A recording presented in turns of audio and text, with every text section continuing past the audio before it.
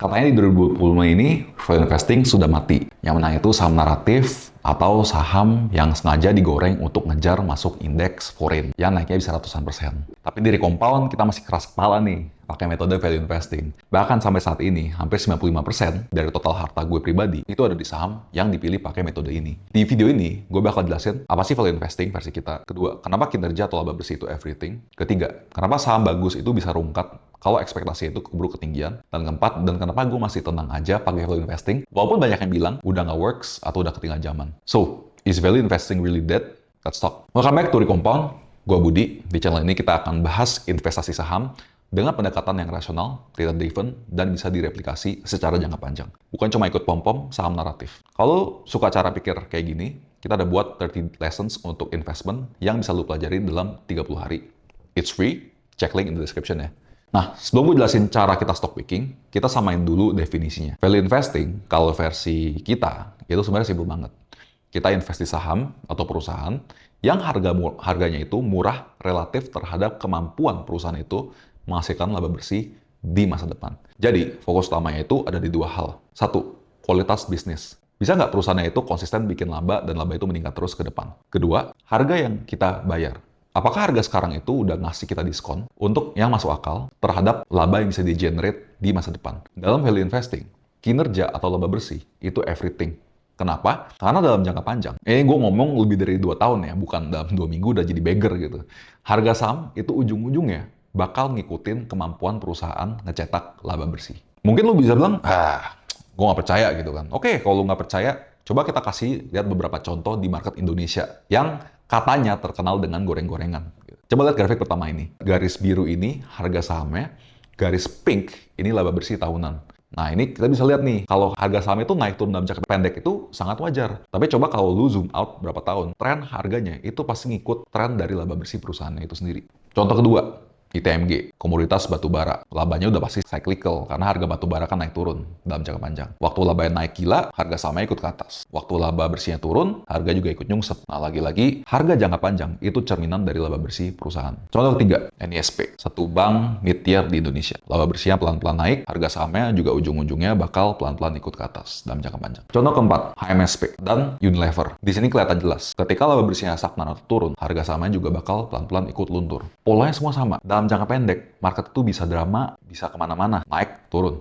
Tapi jangka panjang, harga saham itu adalah budak dari laba bersih perusahaan itu sendiri. Lo mungkin bisa bilang, tapi kan kemarin ada saham A, saham B, saham C, naiknya gila-gilaan, tapi kan labanya nggak seberapa. Bener, makanya gue bilang, dalam 1-2 tahun, market bisa super irasional. Contoh, seperti grafik ini, saham Arto dulu yang sangat digadang-gadang sebagai the next digital bank yang bisa ngedisrupt big banks gitu kan. Lu lihat kan, harganya sempat naik vertikal, kayak nggak ngotak gitu. Sementara, tapi laba bersihnya itu datar terus, nggak bisa catch up sama harganya. Sama market lagi euforia, semuanya happy cuan. Semua pamer screenshot di sosmed. Tapi begitu ekspektasi yang nggak kesampaian, which means labanya itu nggak bisa catch up ke harga perusahaannya yang naik terus, harga sahamnya bakal ikut rungkat kembali ke bumi. Contoh lain, saham Friend. Di sini malah lebih parah. Laba bersihnya itu minus, masih rugi. Tapi sempat ada fase di mana harga terbang tinggi banget karena pas waktu itu tahun 2021, saham Friend itu sempat mau right issue. Lagi-lagi, begitu marketnya sadar kinerja nggak bisa nyampe ke ekspektasi, harganya kempes. Jadi, pelajarannya, dalam jangka pendek,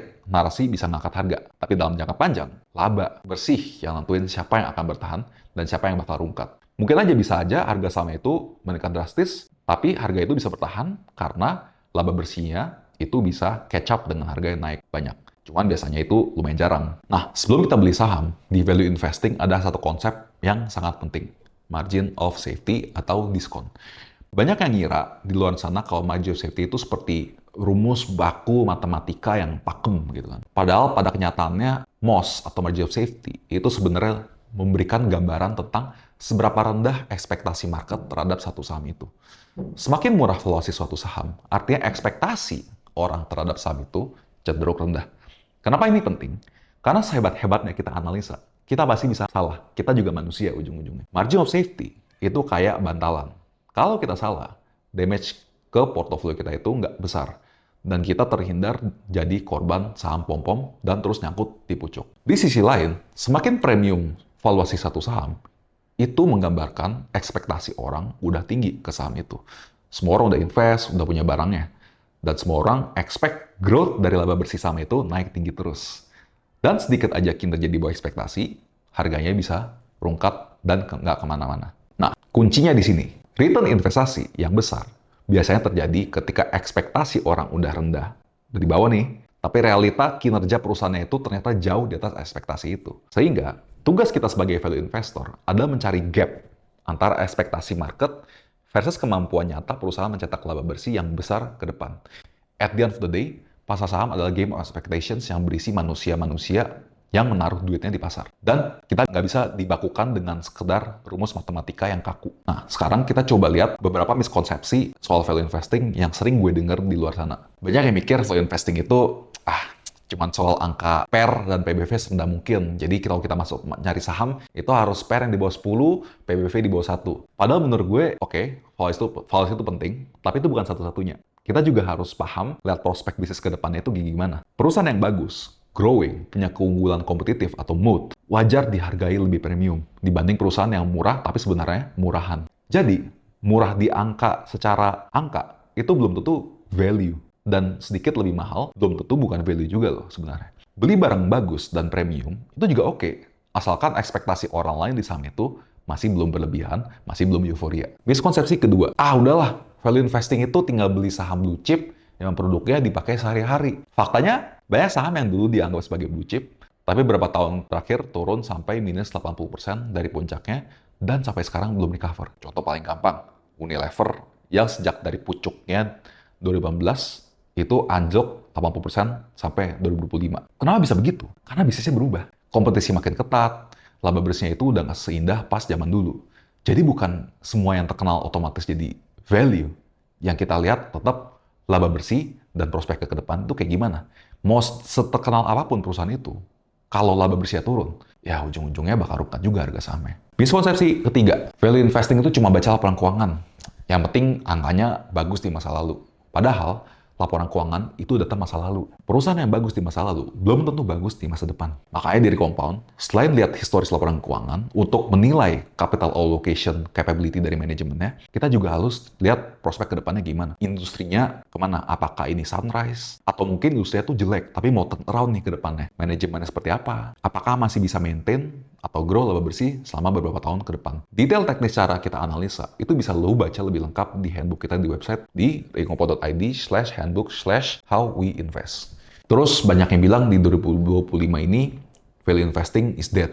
Tapi kenapa di Compound kita masih kekeh banget sih pakai metode ini? Jawabannya simple. Karena ini cara investasi yang paling cocok buat kita untuk, satu, replikasi kinerja kita secara konsisten dalam jangka panjang. Kedua, kita berani masuk dengan dana yang besar, bukan duit jajan atau duit titip sendal ya. Dan yang paling penting, kita tetap bisa tidur tenang tanpa harus cek harga saham tiap jam dan nggak tenang. Dan side note, gue pribadi itu udah sekitar 95% dari total kekayaan gue itu di saham yang dipilih dengan metode value investing ini. Kalau gue sendiri nggak nyaman, mana mungkin sih gue berani taruh sebagian besar harta di sini, apalagi sambil harus ngurus atau advice dana klien loh. Sekarang kita lihat sedikit nih track record dari Compound sejak berdiri dari Agustus 2022 sampai sekarang. Dari 2022 sampai 2025 year to date, return kumulatif kita itu udah sekitar 94% sebelum fee atau sekitar 67% sesudah fee. Sementara ISG di periode yang sama itu hanya naik sekitar 19%. Tentu, past performance bukan berarti future returns. Tapi ini nunjukin satu hal penting. Cara value investing yang disiplin itu masih sangat bisa bekerja.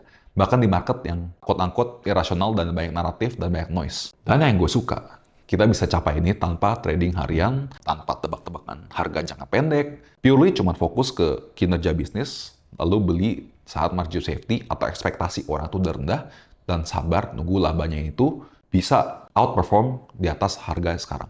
Dan ini gue juga harus jujur, bahwa value investing itu bukan jalan pintas buat punya McLaren hanya dalam 1 bulan. Dan value investing itu nggak selalu bersinar setiap tahun. Tahun ini aja misalkan, return kita ini kalah loh sama beberapa saham naratif yang terbangnya bisa ratusan persen. But it's okay. Dari Compound kita percaya investasi itu lebih mirip maraton daripada sprint. Buat kita yang penting, selama 4 tahun atau lebih, secara kumulatif, kita masih outperform jauh di atas market. Drawdown itu kita bisa kontrol dan manageable, dan klien kita dan kita sendiri itu bisa tidur nyenyak. Daripada kita cuma menang spektakuler gitu kan, beger-begeran 2 tahun pertama, tapi habis itu hilang semua di tahun berikutnya. Apalagi buat kita yang nggak cuma ngurus duit sendiri, tapi kita juga advice dana para klien kita. Kita butuh metode yang satu, bisa diulang secara konsisten dalam jangka panjang. Kedua, kita berani cemplungin duit yang gede, yang serius ya, bukan duit jajan. Dan yang ketiga, kita tetap bisa waras waktu market lagi nggak mendukung. Contoh seperti September 2024 sampai Maret 2025. Itulah kenapa, walaupun banyak yang bilang value investing is dead, dari Compound, kita masih percaya selama masih ada perusahaan yang bisa menumbuhkan labanya, masih bisa nyayur bisnisnya, dan selama masih ada harga yang kadang irasional, pesimis, dan kadang terlalu optimis, value investing akan selalu punya tempat. Kalau lu pengen belajar lebih dalam tentang cara kita invest, lu boleh coba join our 30-day learning program gratis. Dan follow juga pergerakan performa portofolio kita yang kita update live secara harian di website kita di www.recompound.id. Dan kalau video ini ngebantu lu dapetin perspektif yang baru soal value investing, bukan cuma soal beli PE rendah, PBV rendah, jangan lupa like, comment, share ke teman-teman lu yang lagi galau, milih ikut saham naratif atau investasi berbasis kinerja bisnis yang naik terus tahun ke tahun. Dan tulis juga di kolom komentar, lu tim value, tim growth, tim naratif, atau cabang keduanya. Terus, mungkin lu agak penasaran nih tentang gimana sih cara kerja di Compound. Klik video di sini untuk find out how it works in less than 5 minutes dijelasin sama Toby, partner gue dari Compound. Thank you!